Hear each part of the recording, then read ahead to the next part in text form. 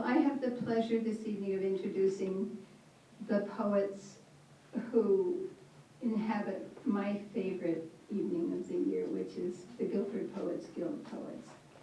And I'm going to introduce them together because they make an interesting pairing. Carol is going to start, and then Karen Gronbach-Johnson is going to end the evening for us. But I will start with the ways in which they differ, just to show you what we value in the way of diversity in our guild. Carol is a retired teacher. She's been retired for how many years, Carol? About 8. 8 years. Karen is a retired pastor. She's been retired for about 25 minutes. Carol is a northerner, and Karen is a southerner. She, having moved to Virginia about 25 minutes ago.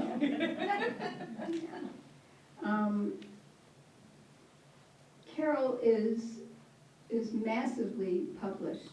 She has produced 6 books, and I think just a little shy of 1,000 poems here and there. And she's won lots of awards. She's got an MA in English and American literature. She has a 6th-year degree in educational leadership, and she got the, I think, was it at Wesleyan, with the degree of advanced studies, she was given the title of Graduate Poet of the Year.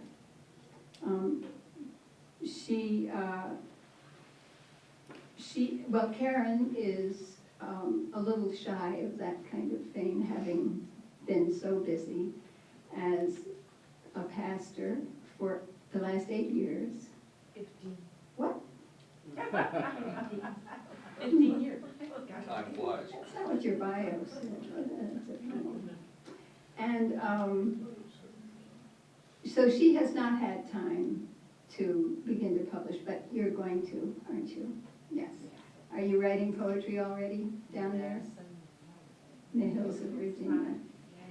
But the ways in which they are like each other are the ones that I think make their poetry so special.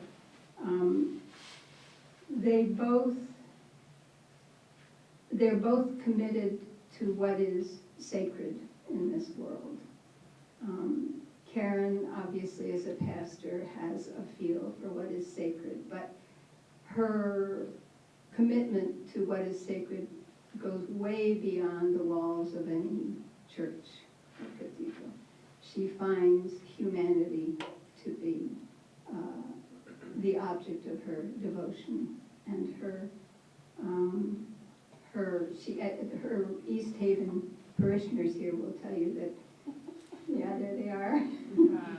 She's out in public a lot. We didn't get to see very much of her for the last, I guess it was the last 8 years we didn't get to see you very much because you were doing so much wonderful work in East Haven. The sacred to which Carol Altieri is devoted is that of the natural world. And you will hear in her poems how almost religious that devotion is. She sees the spiritual in all things natural. And I'm only nervous because they're the most beautiful pictures of birds on the back wall, if you saw those. And I'm afraid she's going to become transfixed by those and unable to read them. Anyway, let me introduce Carol Altieri, who will then introduce Karen Gronbach-Johnson.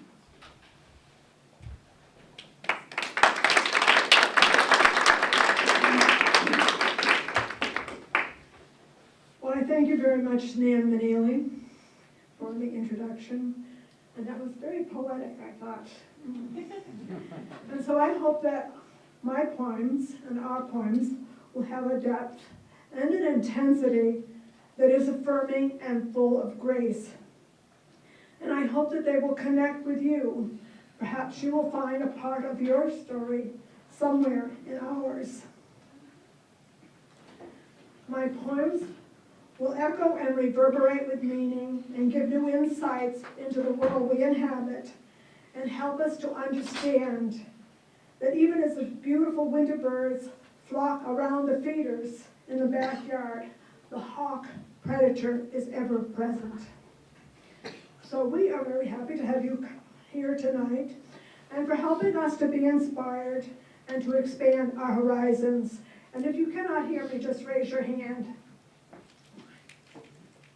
Thank you for the opportunity of sharing our experiences with you. For about 10 years, I have taken courses and workshops with Edwina Trentham, and she has given us so many prompts to write about. And one of the prompts that was most stimulating for me was Wild Grace, a poem about a moment when you shifted into a new understanding of yourself, describing a side of you that you think people don't realize about you, and use a vivid, concrete metaphor that captures the shift. So I wrote about Wild Grace, genetic jeopardy. I come from seashells, starfish, and ocean flora, angel struck from amniotic fluid, commingled cells from English, Canadian, Scottish, and French DNA, born before contraception to my father's second marriage. Upthrust layers of multicolored rock, encircled by rugged landlocked orchards. In the nooks and crannies of my kingdom, my curiosity is multidimensional. Both an artist and an explorer, with reservoirs of lustrous energy. This body could ford a river on wilderness tracks. And much later, my brain was consecrated by Mediterranean droplets of a baptismal river. Limb by limb, branch wanting to be everywhere and to be caressed. Wrinkles flare underneath my eyes. My wrists burn and crackle on fire. One knee hampered by repair. Both rock with hip-hop dancing legs. My body buds of orchids entangle with alien plant life. But oh, psychic demons unleash dark forces. Eyes rimmed with shadow, cathartic with tears. Light of distant days pours through white pines. My second poem is Farmer Roscoe. This is a picture of a farmer. I was inspired because my father was a farmer during the Great Depression after he lost his grocery store. So we farmed during the formative years of my life, 1940 to 1958. But I was inspired by this painting from the Flo Grizz gallery. The painting is by Ivan Olinsky. It suggests man's attitude toward life and the soil. Every morning, I take out my heavy-boned horses to pull the plow next to a little valley and turn up squirming earthworms. I dig weeds and uncover spadefuls of soil. Then I plant peas, laying them out in rows, make grooves for cucumbers, squash, carrots, and lettuce. Rabbits, woodchucks, and raccoons steal under the fences. The sun warms deep into the earth through branches of bare trees, and the sap begins to flow. Birds migrate to breeding grounds, meadows, woodlots, brooks, and fields. Warblers and hummers erupt from branches and grace my farm with cascades of twitters, trills, and songs. The winged gods of high places with eyes like black pearls, glossy as midnight, with fleeing silhouettes, scan for prey, then vanish over the mountain. Every night after tilling, I tuck my work horses in before I hand milk my cows. Feel my bones blaze and my skin effervesce.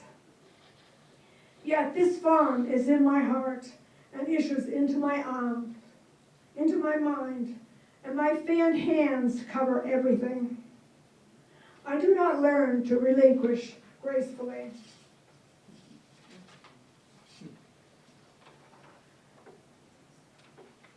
The next poem is, My Father Teaches Me Astronomy. My father didn't go beyond the 8th grade, but in those days on the farm, you learned to look at the sky and to tell how the next days would be and how it was to plant your crops. So he was very versed about astronomy. So this is a picture of the Pegasus, the horse that he saw in the sky. You could come up and look at it if you like later on. My father teaches me astronomy. After the campfire dies down, on a Mars, Jupiter, Mercury evening, my dear dad leads me. We make our way under a seductive gibbous moon. He loves to say, if the moon shows a silver shield, be not afraid to reap your yield. The sky, incandescent with stars, Dad and I pull constellations in with our binoculars. And he tells me about the pictures he saw in the sky and makes up some of his own. He raises his arms to point out the brightest stars. Light flares and flickers, the right time to find the ethereal Northern Cross. Cepheus and his queen Cassiopeia on a tilted throne rush into real, transcendent clusters. Perseus, the hero, protects the chained maiden Andromeda from Taurus the bull. I am starry-eyed, glowing in the sky. The great musician Orpheus plays a lyre. We face north, and I'm enchanted to see the seven sisters. In time's infinite blaze, as partners we watch Perseid meteor showers, hundreds ephemeral ignite the sky, each hour moving toward the earth. As I idolize Dad, we continue east into the great square of Pegasus. The handle of the Big Dipper circles resplendent. My dad reminds me, if you ever get lost in the woods, follow Ursa Minor, home by Polaris, the North Star. And so this is a picture of the North Star. And this is a picture of Pegasus. Pegasus also is the Big Dipper.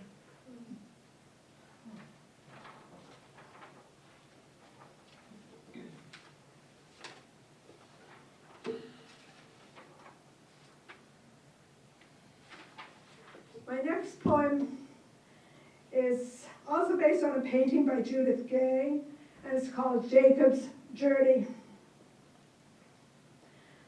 It's about my grandson Jake, who was 13, beloved by his mother when she died a wrongful death. Jacob's Journey. My sailor's cap and my wool jacket are concessions to the damp weather. I'm unmoored from what could have been. If I could tell you, well, you would want to come with me. The misty net of terrestrial white light blankets the sky from horizon to horizon. I'm a refugee at heart since the loss of my mother. When she died, my travels began. Now I leave the campsite, follow the sun's movement through the day with the rhythm of water tumbling and spraying. Stillness follows. The day soaks into my skin like a memory tattoo as I climb to crest the ridge's sky decks. I hike the winding path up Acadian Mountain at dusk, dream of saving the threatened grouse in its woodland home. Wispy shapes under canopies weave through the forest. Deer move through the trees like ghostly images.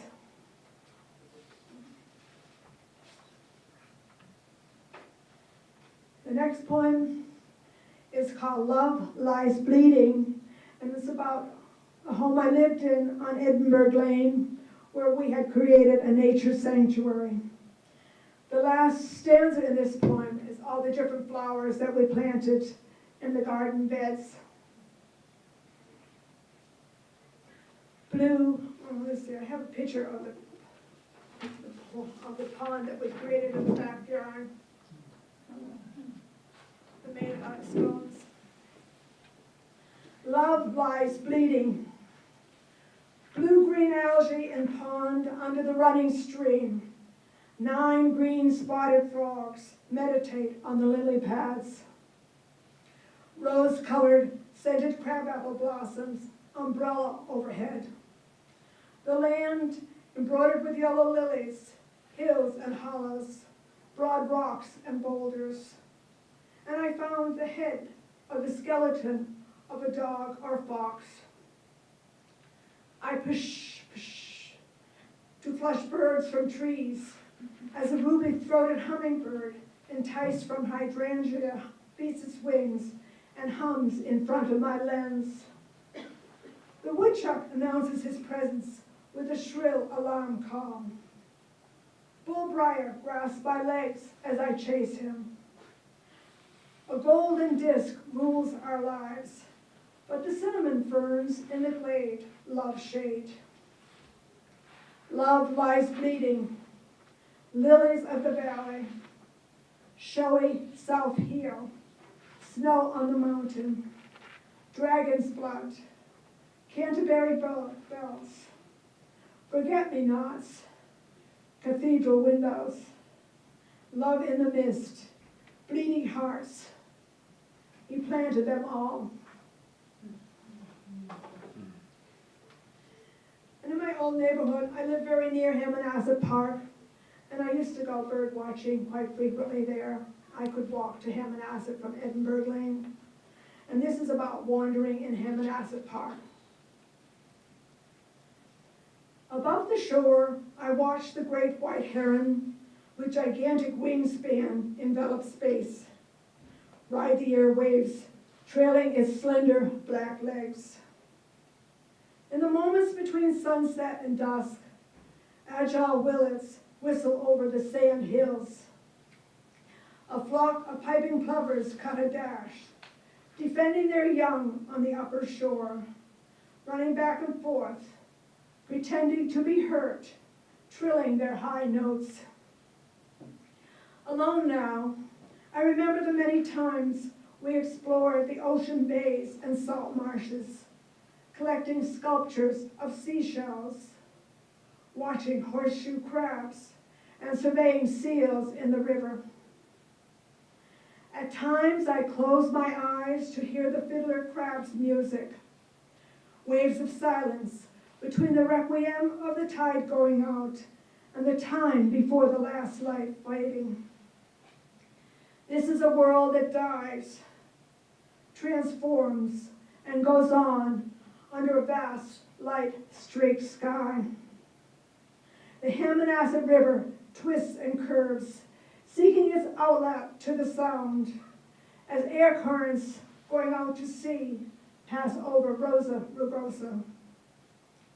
A threatened diamondback turtle makes this slow and awkward move to shore, as its ancestors did 200 million years ago.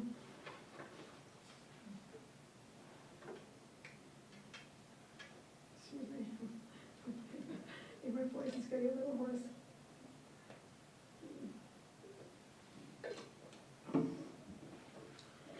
This is a poem from spring at Edinburgh Lane. Sitting outside staring at flowers. This is in my book. Sitting outside staring at flowers on an ancient wooden bench near the jade bower that is overhung with orange blossoms. Hydrangeas in full rich velvet colors range from pinkish white to lavender, then deep purple. They throw out full crinolines of leaves and flowers. Viburnums compete for showiness with spiky stalks of burgundy blooms. Peonies have dropped their exuberant petals, now tinged with brown calligraphy. Ruffs of deeply cut greenery of hosta, and foxgloves, thimbles with dotted bounson stand tall. Insect walking sticks lure the scarce bumblebees.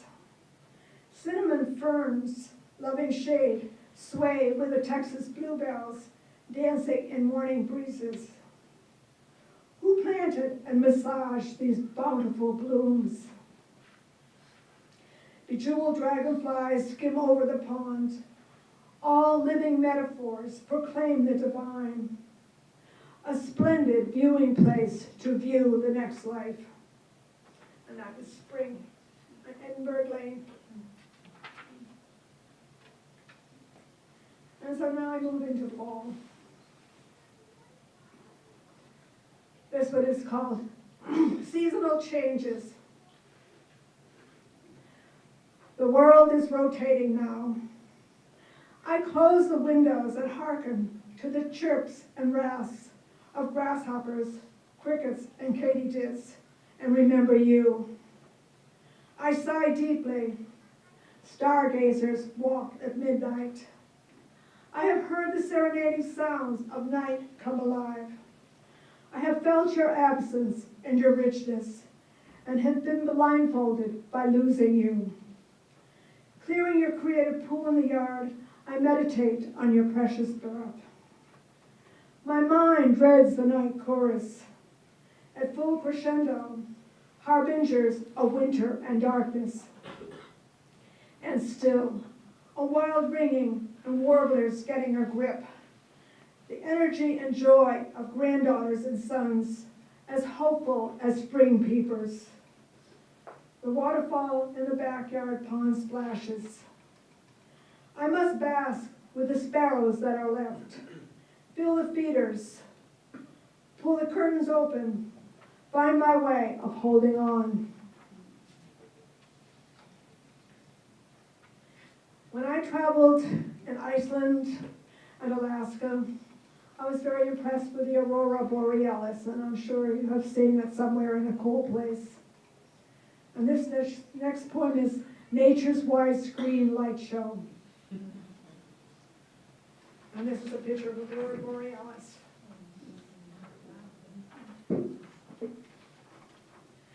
Whispered about in darkness, the mystery ancients recorded in sacred books, written in logs of forgotten ships sunk to the bottom. Early settlers saw the aurora borealis as gay polka dancers, and Athabascans of Alaska watched sky dwellers, spirits of the dead, sending messages. Shared with friends across midnight, they came to watch aurora borealis in the deepest, coldest regions of the planet's reach of space. In wonder, their eyes opened to the night sky as gossamer rays unfolded. Lime-colored and bright magenta rays flashed and flickered, erratic as the wind. Incandescent meteors of northern lights blazed and swayed in display. They ebb and flow and follow some unseen authority, a power humans will never command. Faster than eyes can follow, behind shadows of mountains, the event explodes above them. Colors like drapes, dashing and sweeping. The hunters felt communion across the ages with travelers and mystics who were stunned and awestruck by ghostly lights in the sky. The aurora illuminated the moon hanging over the mountains. Bright waves of light shimmering around the sky faded into the heavens through the shroud of mist. So you can see that later. My next poem, and I think there are some owls in the back in some of those photographs on the wall. And I may get transfixed by them, as Nan said.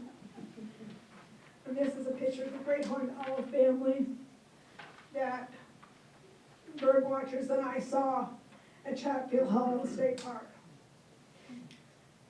The great horned owl is the only animal that regularly eats skunks, birds, other owls, ospreys, and American crows. And flocks of crows love to congregate from long distances and mob these owls. A great horned owl family. A great horned owl family found a home in woodlands of Chatfield Hollow, near the spruce and hemlock and resinous pine, where the limpid waters of a midland lake and boulders guard the land below. Brown and striped, with amber yellow eyes and immense wings like a velvet shawl. A male great horned owl hovers, then surges skyward. And there, balanced in the crest of a giant pine that towers high in the bracing air, the devoted mother, streaked tawny brown, shields her young. The puffy balls of cream-colored fluff rear their heads out of a stud crow's nest, a basket of bark, sticks, roots, and twigs. As the male glides above, spiraling into the heights and then wheeling back, the mother owl, with steadfast eye, gazes far out of the lofty nest. Faint peeping sounds of the owlets descend. Dark and swift storm clouds gather, and mighty echoes of a thunderstorm threaten hotter and closer together. Clouds rumble, lurid lightning flashes, and thunder rumbles from over the hills to the west amid the deafening roar of the tempest. A lightning bolt shatters the tree. The helpless ones are struck. The lonely mother owl beside the stiffening owlet sits with ruffled feathers and drooping head, calling to the male for solace. Hunting took the male farther away that day. Late in homecoming, a squirrel supper dangles from his mouth.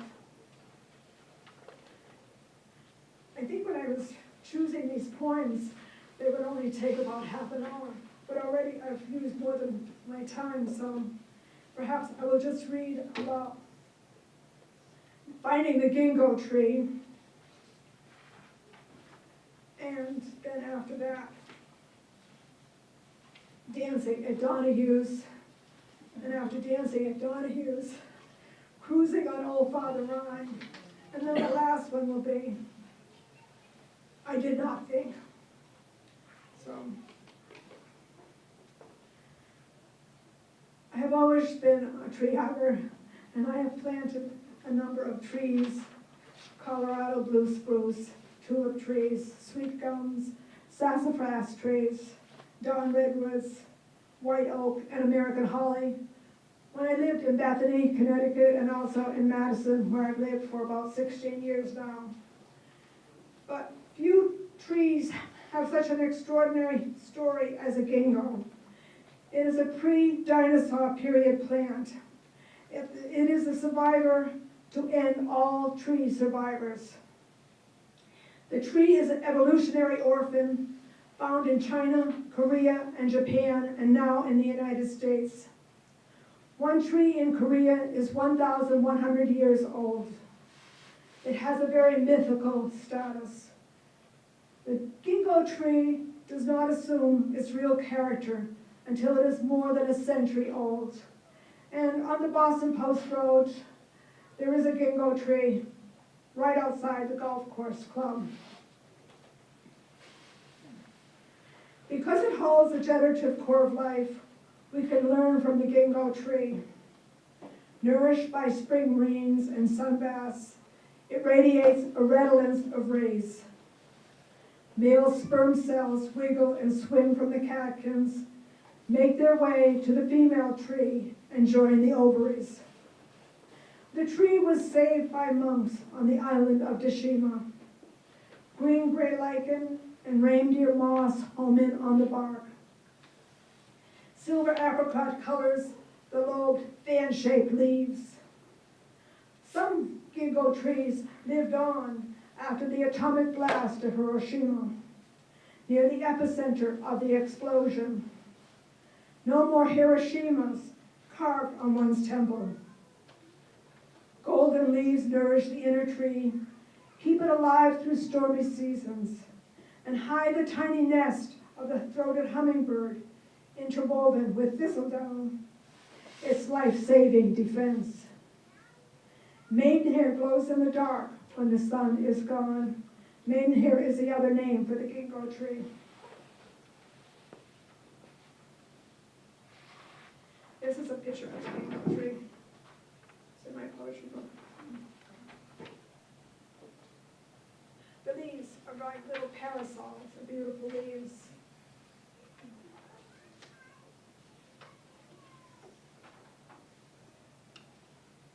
Well, I think I'll do this one now.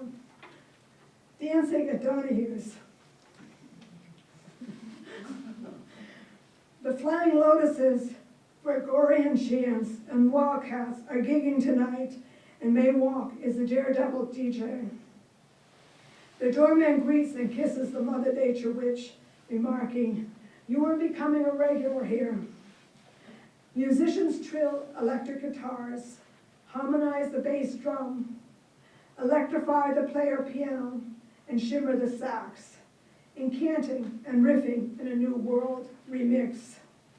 Get rhythm, Johnny Cash's strain intensifies, with Jerry Lee Lewis's whole lot of shaking going on. Hip-hop dancers set askew, tangle on the dance floor, like mantises, evolving their gyrations in funk jazz asides. The band, so percussive, with raw emotion and dance provocation, intensifies. Joining the flock, the wild woman dances, shaking her hips, swinging her steps, intertwining her arms, carried away with rockabilly's thrill. With a fast lane band, her hair escapes the butterfly clip, vines and tendrils dance around her neck.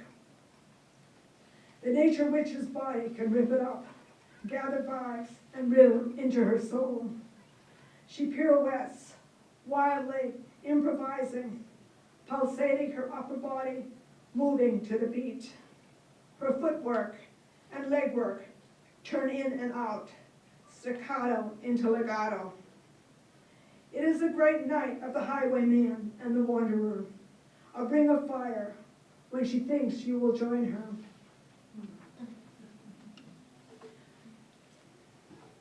This past summer, I was entranced by a Viking Grand European tour, 15 days along the Rhine, the Main, and the Danube rivers. It was an epic voyage, and it presented highlights of Holland, Germany, Austria, and Hungary. And here I learned the legend of the Loreley. Cruising on Old Father Rhine. It's my next to last poem, so if you're getting tired. I walk on deck to the full moon, feeling Emerson's haunting power of water and shadows. I am missing loved ones and feel strange alone. All around me is the closeness of couples. Dawn begins as the sun spills over the Rhine. In the Swiss Alps, brooks flow, braiding glacial streams. The river filters across rugged terrain over boulders from basements of time. My favorite birds, the storm petrels, shuffle in the air and become windborne. Castles peer down on half-timbered houses. Passing the river maiden's laurely rock that lures sailors, I absorb my loneness. We cruise through the Warschau Valley, past the monastery ruins, wine-growing villages from Celtic and Roman times. I learn the language of loss. The river flows through meadows and forests, by mountain chains with snow on summits. Gracing the villages, terrace vineyards of Rhine and Riesling climb mountains.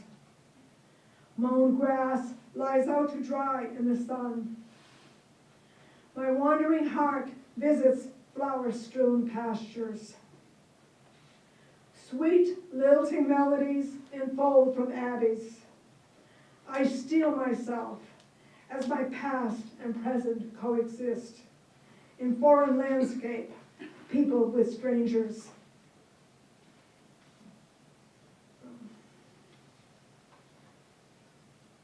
My last poem is I Did Not Think. This is also a funny one.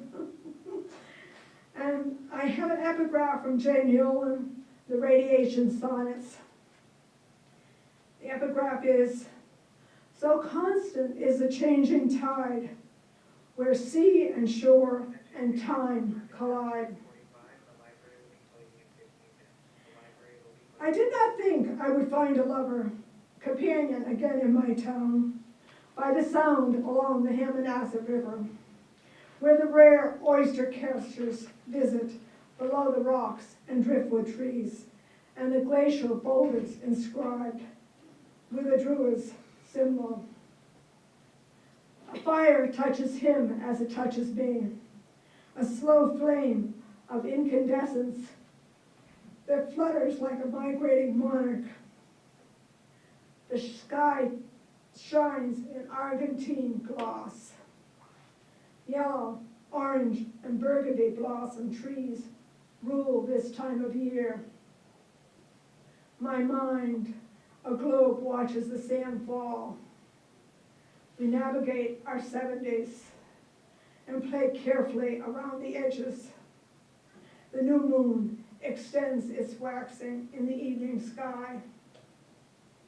We meet on separate spheres like a sliding timeline, a changing juncture that transforms neglected fields into green refuges.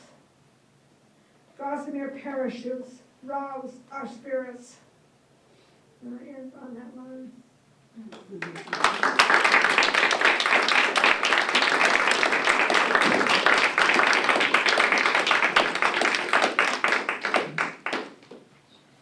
And I greatly appreciate your listening and coming out tonight and your presence here. And now, our next poet. Yeah.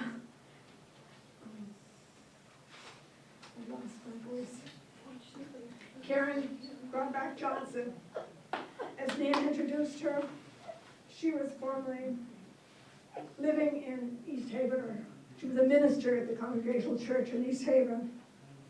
And she recently retired to a farm in Virginia. She was a police chaplain, founder of East Haven United, a nonprofit agency working to bring unity to the town. And she has been affiliated with Guilford Poets since 1978. Karen Grunbach Johnson.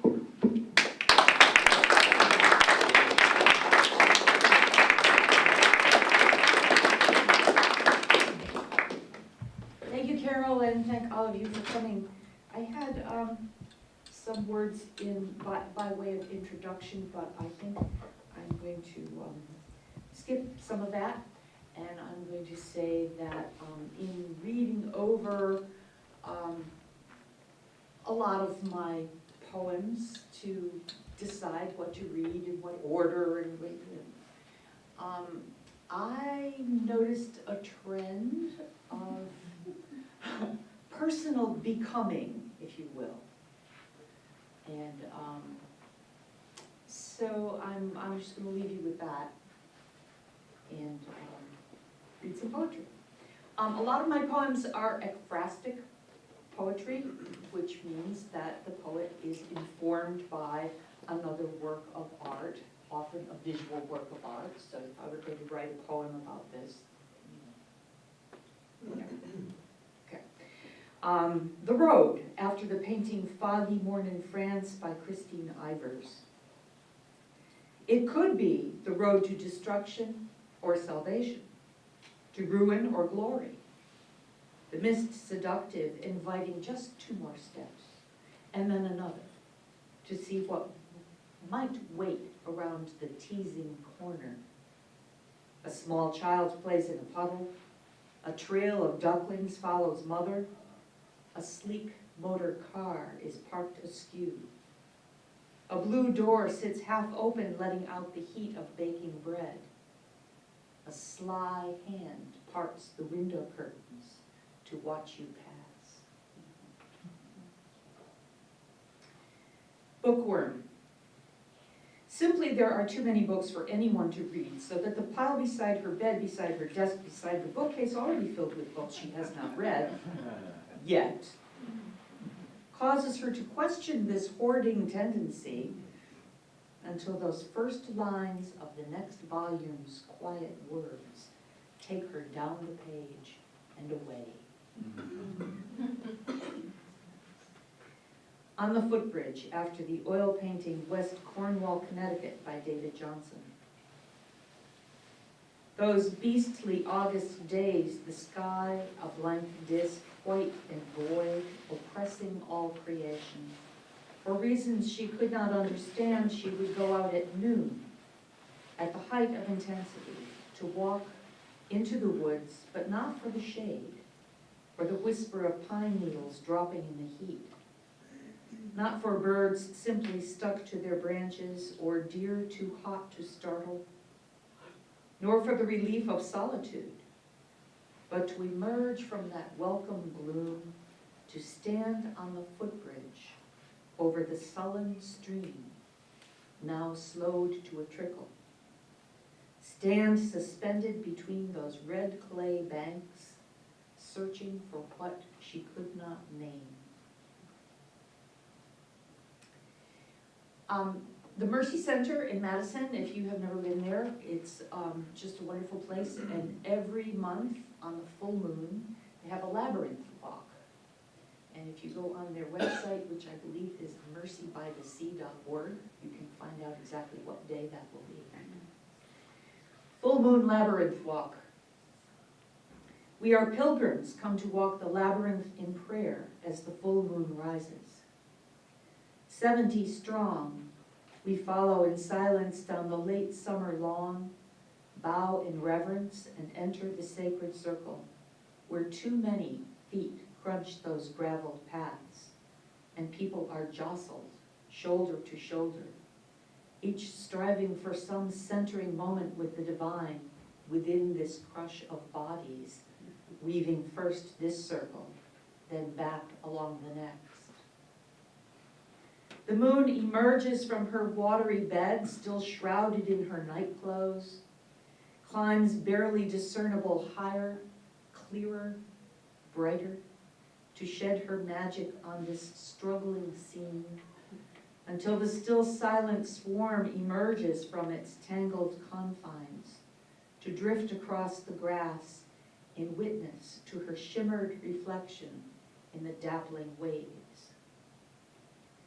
Whatever hopes or supplications had been brought and offered to this less than perfect pilgrimage, whatever peace or affirmation found or lost within the walking, at least this moon.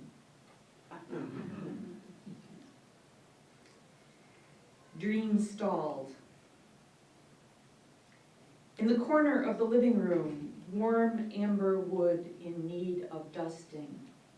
Its tall matronly form stretches silver strings. Tuning pegs jut from its narrow neck. It was bought new by his father, whose true desire was music. Bought at the insistence of the high school teacher as necessary for the development of the boy's natural talent. He played a jazz duet with her, others in the combo dropping out when the two began to riff off one another. The piece extended past the score, the room filled with amazed applause. Now he studies mechanical engineering, his 2 small children demanding a sure income. Reminded of the silent asset that sits neglected in his father's house. He states that he will never sell. The daughter comes for dinner. She is perhaps too old for pink hair and the pink leopard bandana. Others her age have started families, but she swears she will never marry or have children. This could change. She is wearing a slim black skirt with red pinstripes and an old black V-neck t-shirt. She brings her father a stamp she has made for him to signature his Japanese ink imprints of fish he has caught. She is staying for a supper of eggplant lasagna and strawberry shortcake. After supper, her father retires to the couch and his book. She and I go out to the garden where I pick a tomato, a yellow chili, and jalapenos for her to make salsa. She picks parsley, mint, lavender. We pack up her gleanings, and from her purse she takes small packets of myrrh and frankincense. You really have to burn them to get the smell, she says. So we fashion a cup of tinfoil and set it on the burner coil. Watch the resin bubble and melt. Wave the thread of smoke past the rising heat and sniff the ancient fragrance of church and sacrifice and mystery. We look like addicts cooking with our little tinfoil pot, she smiles. I do not tell her that I am addicted to these summer evenings when she comes bearing the gift of herself. Noticing, after the painting Vintage by Jill F. Heathman, she has the gift. Her grandmother could pick out a 4-leafed clover from a neighbor's lawn just like that. And when she is mindful, the clover speaks to her as well. She practices keeping to the present moment, aware of motion, texture, color, sound, patterns and their disturbance, open to what is offered, but selective all at once. Sun casts rainbows through a water glass. A single butterfly wing lies shorn beside a woodland path.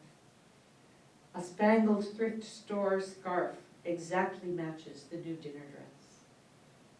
Praying mantises conceal themselves in ornamental grasses. The crazing of the painted window frame echoes the vintage lace within. When I first started writing poetry, I used to have very vivid dreams when I was younger, and I wrote a lot of my poems were about these vivid dreams. But you know, as you get older, you don't dream as much, or you don't remember them as much. But this was from a dream that I remembered, and it's more recent than not. I bought a ticket from a woman who fell. She stood at the curb waiting to cross, and then lay in the dirty gutter, not crumpled, but splayed. From her side, I made the emergency call. Searing pain in her hip. Don't fret. Please lie still. A tall, thin man kept traffic from coming too close. I held her hand while someone from the sidewalk prayed. Like a snapshot we stayed. Sirens drew nearer. From her pocket, she pulled a folded ticket. I'll not be able to use it now, she said. Its cost considerable, I paid her back, folding the money deep into her pocket. As paramedics came quickly to her aid, I was brushed aside in the curious crowd.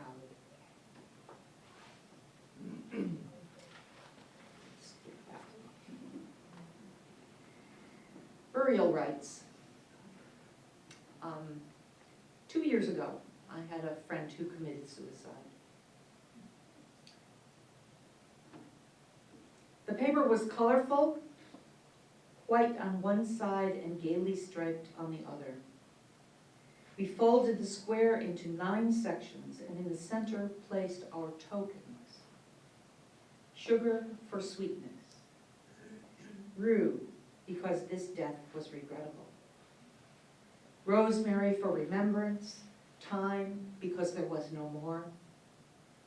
A pink cleome for celebration. Attention patients, the time is now 8 o'clock and the library is now closed. The library is now closed. The library is not. Pink cleome for celebration. Peanut husks for the body, just a shell. Yellow rose petals for friendship. Popcorn kernels for surprises. Chocolate bits to make it better. Snowflakes for his passion. Stars to guide the way. Olive oil enough for a feast. Sweet oil for anointing. Dust to which we all must return. The sign of the cross for forgiveness.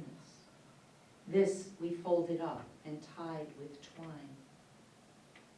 We made a small fire in the yard, and when there were coals enough, placed the packet there to burn, turning our backs, hoping for healing, standing in silence with our tears and no other way to say goodbye.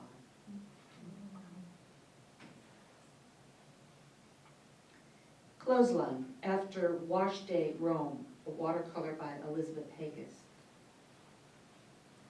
As the days repeated, she began to forget why she had come to Rome, became distant from her grief as simple acts translated into exotic events. So that when they met, it seemed she had never been married or widowed.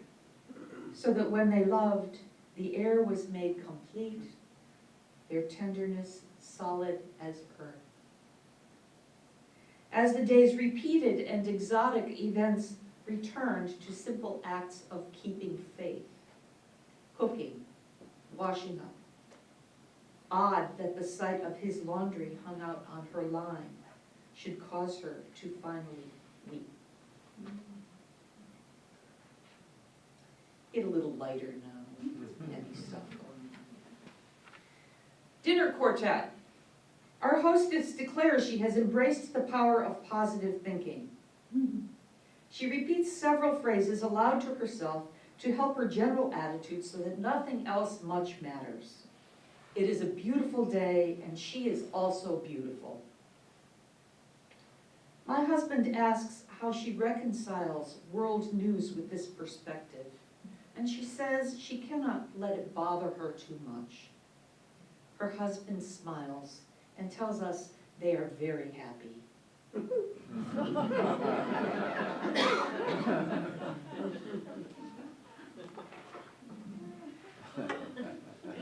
The thrift shop lady retires. She was not one of the founding members, but one sees her picture among them in the first or second year, their history well documented in scrapbook form, presenting photos of anniversary cakes beneath proud and smiling faces. The last 10 years have taken them to their rest, except the youngest, now 91, who manages the shop the way it has always been done, and wonders why the younger women won't help out, though she concedes that they do work outside the home. She has become so weary with the fret of it, she tells the pastor she'll retire. She tells the trustees she'll retire. And when her resignation is accepted, tells her friends that she was fired.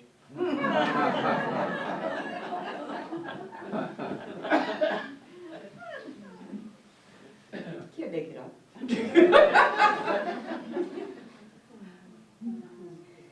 Cold. While I know other places are far colder, the fact does not diminish my experience of cold. Beyond the muffler, coat, and hat, cumbersome gloves, fumbling for keys, it creeps into the bones, dulls expectation, stiffens everything but my resolve to behave as if everything will be all right. The sun will come out tomorrow, and things will change for the better. Which sometimes I can believe if I burrow deep enough into the feather comforter.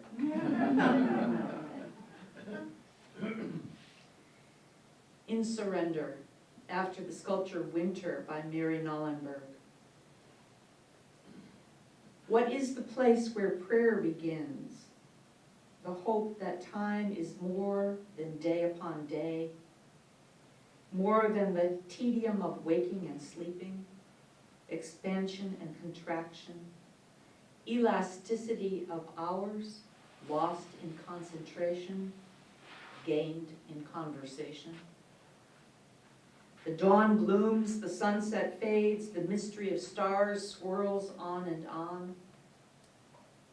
Is it finally in humility we arrive at supplication, having seen we are so small, so small?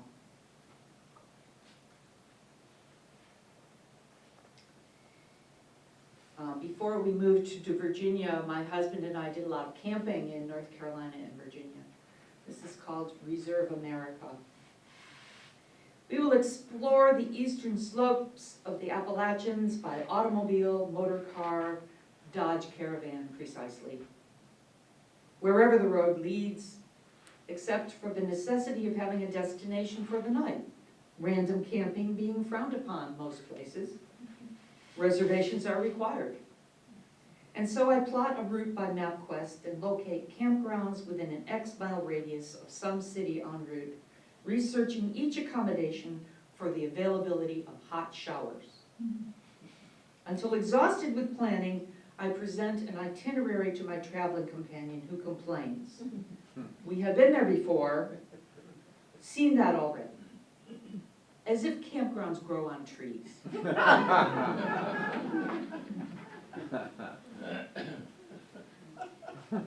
Listening for Orion.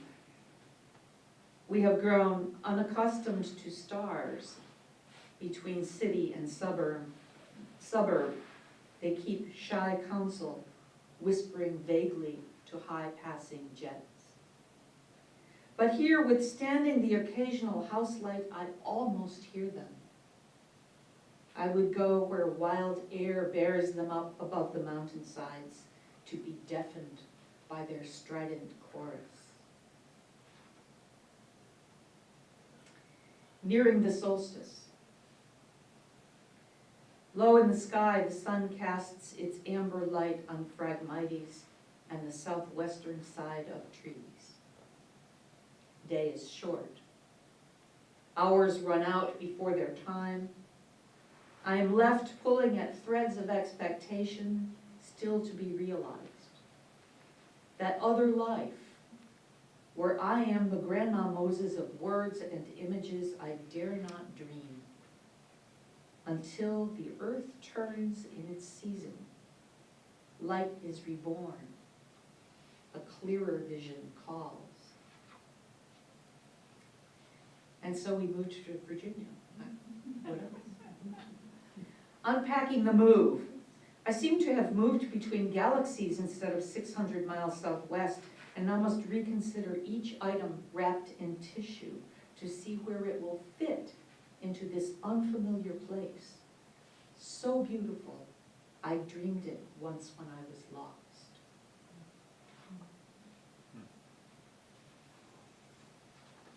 Two more. Learning the house. Well kept for 90 years. Updated, yet still charming. Gleaming floors, a bit uneven. Tall windows, wavy paned. I have learned the light switches for each room, the way the sun sparks the pin oak at 4 o'clock, where the baking pans were put away, the way the air moves through the hall between front door and back.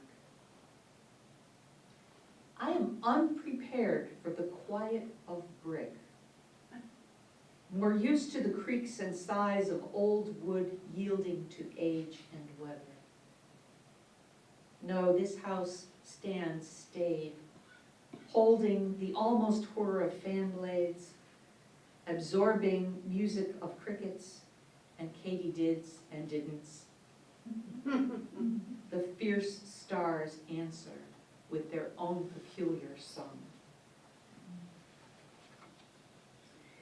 This is a poem that I found scribbled on a piece of paper, and it's my handwriting, it's my paper, I don't know.